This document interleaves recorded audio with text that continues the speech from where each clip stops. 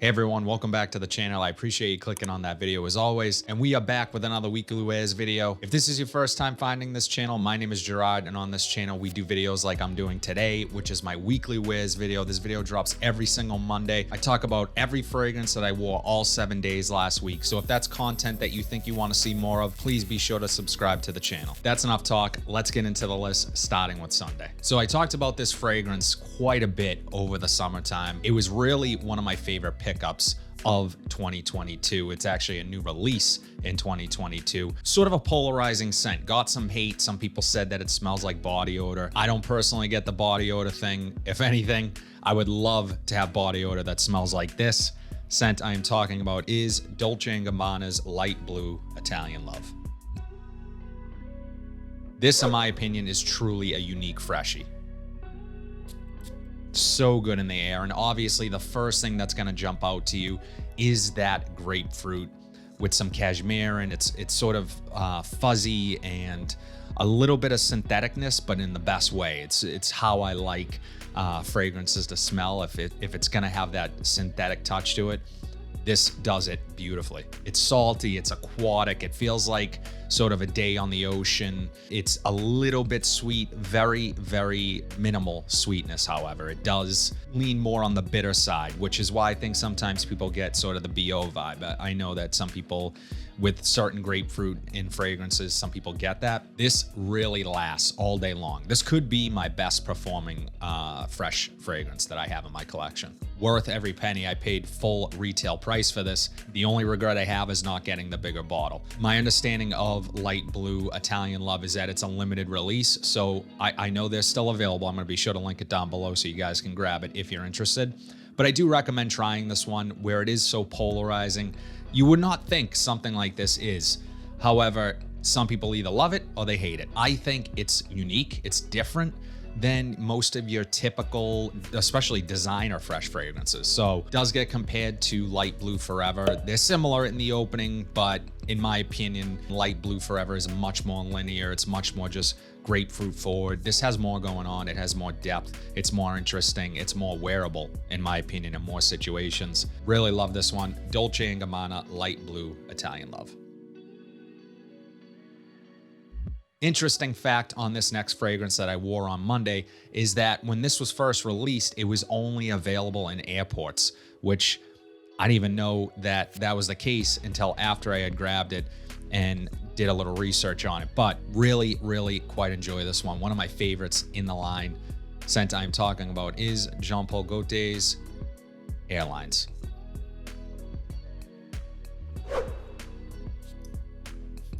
The first thing that jumps out to me with this fragrance is that cardamom note. It's not a spicy cardamom note. It has a hint of spice to it, but it's more of like a fruity, slightly sweet cardamom. Definitely an underrated gem in terms of Le Male flankers. Fantastic day to evening scent. Very easy grab to go to the office, go to work, and then maybe go grab drinks after or go out to lunch with a friend. That's why I think it transitions really nicely. It's not too serious. It's a bit playful and just really well done. You definitely get that sort of Le Male DNA without the things that make Le Male, like the mint and that heavy vanilla. It still has sort of the undertones of that, but just way more cardamom heavy, fruity, a little bit spicy, a little bit sweet.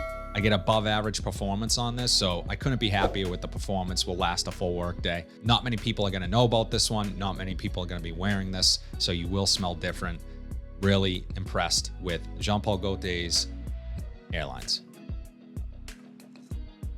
Now, if you watched one of my more recent rack store pickups, I was lucky enough to find a really popular niche fragrance and finally really found a good opportunity to wear it.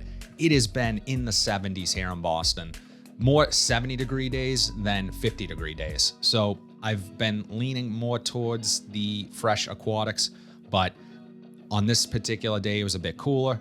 Found a good opportunity to try this one. Scent I'm talking about is African Leather from Memo Paris.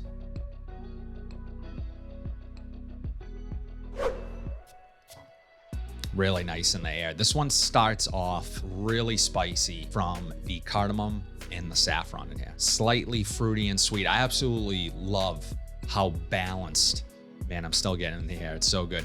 I absolutely love how balanced this fragrance is up front when you first spray it. It's balanced throughout, but the balance of all the elements in the opening, really captivating scent. More spice kicks in later on as it dries down, as that cumin starts to come through, and it's reminiscent of like opening a spice cupboard and having just the door sort of waft the smell of different spices into your face. I know that many of you know what I'm talking about. It really sort of just triggers a scent memory for me, smelling all the different spices in here, and it's really enjoyable. As this begins to dry down, it becomes more herbal than I had anticipated it to initially.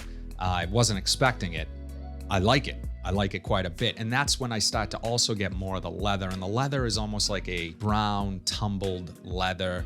It's in the background. This is not a leather forward fragrance, in my opinion. It's a spicy fragrance with leather undertones, and that leather does remain throughout the life of the fragrance. It's definitely there, and some people may pick it up more than others on their skin. As I said, the scent is captivating. It's sexy. This would be a great night out scent, and you're gonna smell fantastic. I would imagine you're gonna get some attention, some positive attention from this. And the sillage of this, stunning. Leaves a beautiful trail, and I couldn't ask for more. Great performer, African leather from Memo Paris. So on Wednesday, I went with a fragrance that comes from a house that is arguably the best indie / niche house on the market today. This fragrance I absolutely love, definitely in my top 10 fragrances of my collection. Just a fantastic fragrance overall. Scent I am talking about is Zaharoff's signature Pour Homme. Rich, resinous, incensey, classy.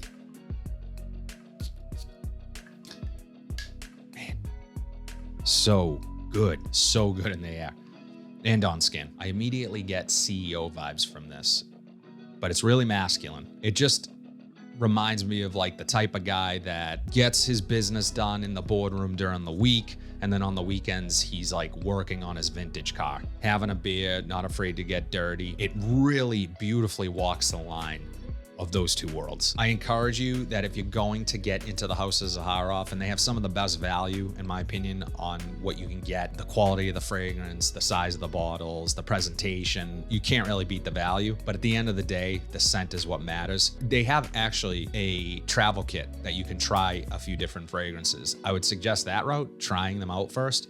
But this one I keep going back to as sort of my favorite in the house, and it really is a signature scent. The name couldn't be more fitting. Fantastic performance from this full work day, and really unlike anything else in my collection. I love this one.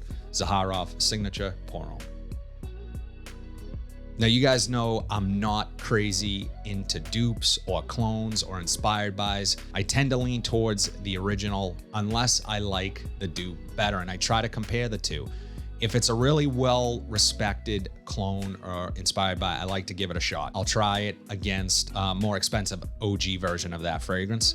But with this particular house, I did compare this to what it is inspired by, and I like this one better. Scent I am talking about is Royal Equestrian from Alexandria Fragrances.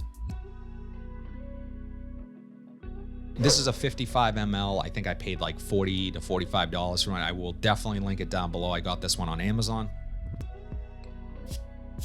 Great atomizer, smells amazing. Amazing in the air. Earthy, vanillic, cooling effect. This is inspired by Parfums de Marly's Layton. I did try them side by side. I got a 10 ml decant of Layton. I got a 5 ml decant of this, and I tried them, and I just kept going back to Royal Equestrian. One thing I will say is that the authenticity of the apple note in Layton is better than what is in here. However, they're not that far off. And there's elements to this fragrance that I enjoy quite a bit more that just sort of push me in the direction of picking up a full bottle of Royal Equestrian. So I felt like I gave each fragrance their due, and I really enjoy Layton. Would love to have a bottle in my collection, but for what, like I said, trying the two next to one another, they smell very similar, and I just enjoyed this one a little bit more. I also got much better performance from this. This lasts all day. You're gonna smell it the next day on your clothes. I definitely associate this with going apple picking with my family, a beautiful sunny day, walking through the apple orchards, cool crisp breeze just blowing through the trees. That's the feeling I get when I wear this. Definitely a cool weather frag. It could be definitely cloying in the summertime, but it does have some freshness as well. So I would say not very hot days, this might not work the best, but on not the hottest days, you could still wear this. The earthy floral freshness just makes this so uplifting and just puts you in a good mood. I love this one. Royal Equestrian from Alexandria Fragrances.